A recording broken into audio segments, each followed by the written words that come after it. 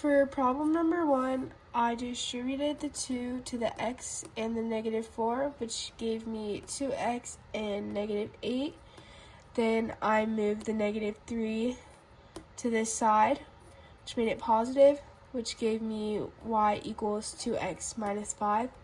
For problem 2, I divided 3 on both sides to isolate the y, which gave me 1/3 x minus 4/3, which would make the slope -3. I then plugged in this point and put our slope right here. I distributed the slope, which gave us -3x minus 6. Then I added 1 to both sides, which gave me y equals -3x minus 5. For problem 3, we were given the slope and the point 1, 4. I plugged it into the equation. I distributed 3/4, which gave me 3/4 x minus 3/4. I added the y to both sides to isolate the y, which gave me y equals 3/4 x plus 13/4.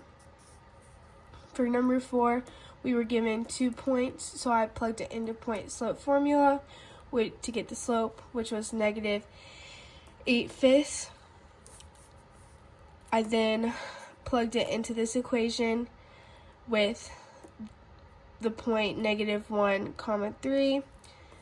I distributed our slope, which gave me -8/5 x minus 8/5. I then added the 3 to both sides, which gave me -8/5 x, and then I added the 3 and then -8/5, which gave me 7/5. For the second set of problems, for problem 1, I got common denominators, so I multiplied this side by x and this side by x minus 6.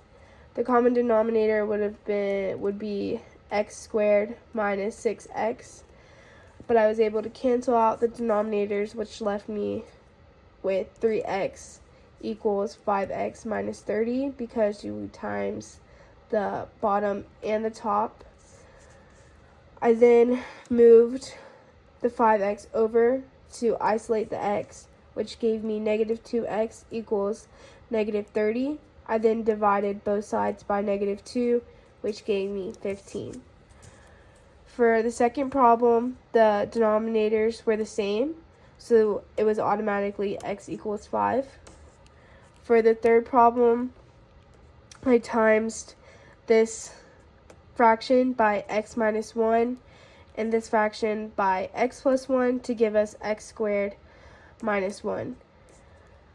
I canceled out the denominators, and then x minus 1 times 2 gave me 2x minus 2, and then for this side I got x plus 1.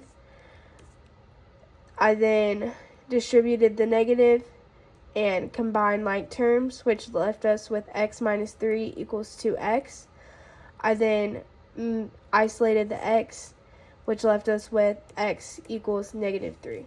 For problem 3, I solved this equation by plugging it into the quadratic formula and also factoring.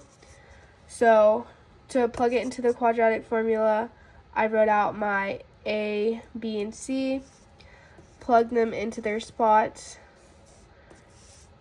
and then I was left with 3 plus or minus radical 9 plus 16 over 4, which gave me 3 plus or minus 5 over 4. I solved both equations, so 3 plus 5 over 4 was 2, and 3 minus 5 over 4 equaled -1/2. For the factoring, I multiplied -2 and 2 to get -4, and then put -3 on the bottom of the x. I was left with -4 and 1. I then plugged it into the box method, which I put A here and then C here, plugged in -4 and 1 as -4x and x, and then 2x times x gives me 2x squared, 1 times x gives me x, 2x times -2 gives me -4x, and -2 times 1 gives me 2. I was left with these two equations, 2x plus 1 and x minus 2. I solved both of these to get x equals -1/2 and x equals 2. I then checked for extraneous solutions which left us with no solutions. For problem number 2, I took to get rid of the absolute value, I set up two different equations.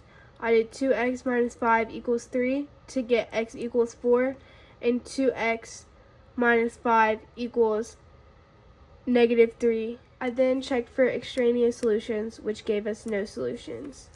For problem 2, I did 2x minus 5 equals 3, which gave us x equals 4, and 2x minus 5 equals -3, which gave me x equals 1.